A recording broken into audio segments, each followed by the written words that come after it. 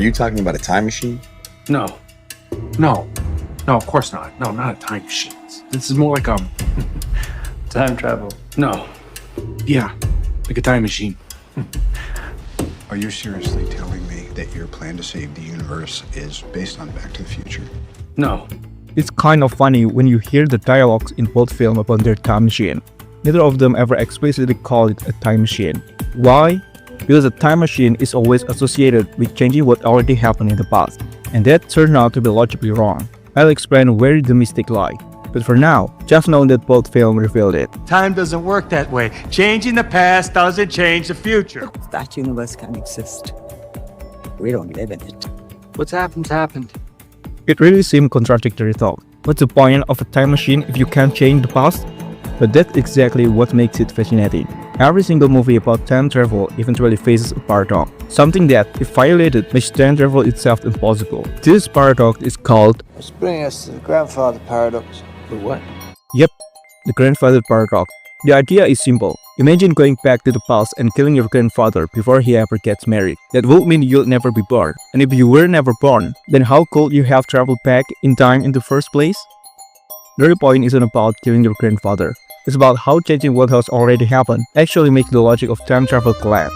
For example, suppose you went back to stop World War I. If you succeeded, that war wouldn't have existed in the first place, even before you traveled. Then what was the purpose of your trip? That's the paradox. And that's why Hulk line in Endgame becomes so important.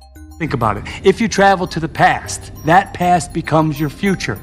And your former present becomes the past, which can't now be changed by your new future. Exactly. So Back to the Future is a bunch of bullshit?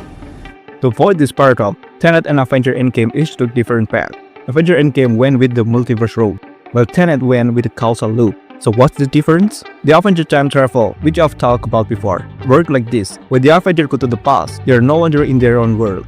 Instead, they have entered a different world running parallel to their original one. So when Captain America meets himself, that's not the same person anymore. And when Tony Stark meets his father, that's in different reality altogether. It doesn't change anything in this original timeline. Besides, they weren't even trying to change the past. They just wanted to borrow the Infinity Stone that had already been destroyed in their own timeline. Remove one of the stones, and that close splits. Now this may benefit your reality, but my new one, not so much. This concept is called the multiverse, and it's inspired by the many world interpretation. One of the conclusions scientists reach after studying the bizarre behavior of subatomic particles. See, the rules of the quantum realm aren't like they are up here. Everything is unpredictable. With this multiverse approach, Avengers Endgame successfully avoids a paradox. But what about Tenet?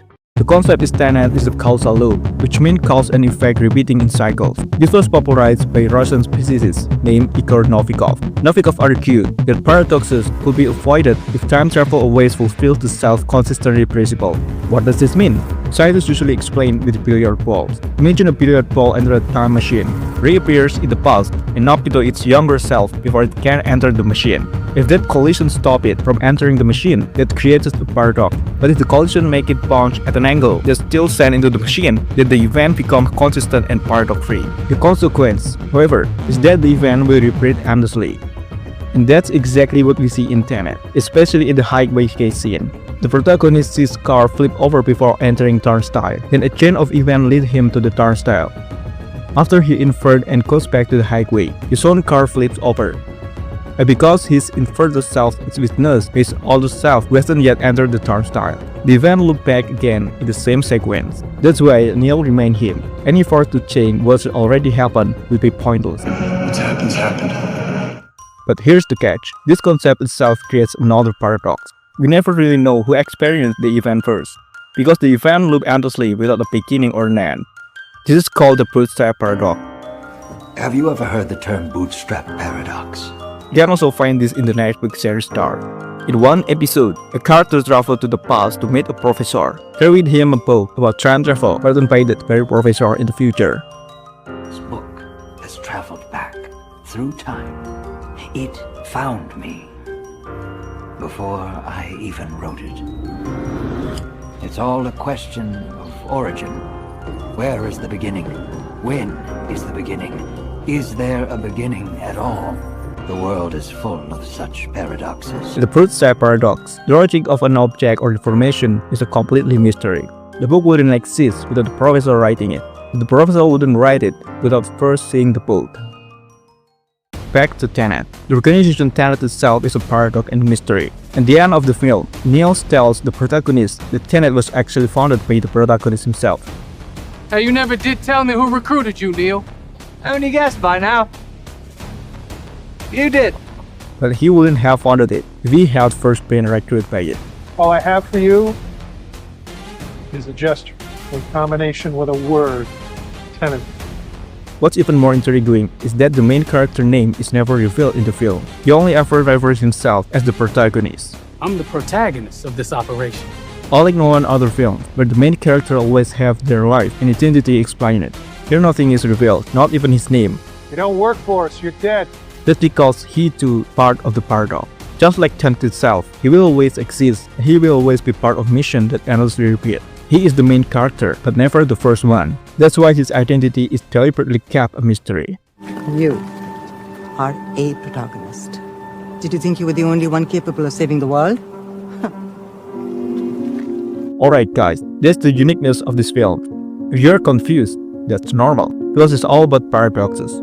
Maybe the real purpose of Tenet is for you to encounter these paradoxes. If you still don't understand, well, as Pepper says in the film, don't try to understand it. Feel it. But at least, there's one key lesson we can take away from this film. What was already happened was destined to happen. What's happened's happened. Just an expression of faith in the mechanics of the world. It's not an excuse to do nothing. Fate? Call it what you want. What do you call it? Reality?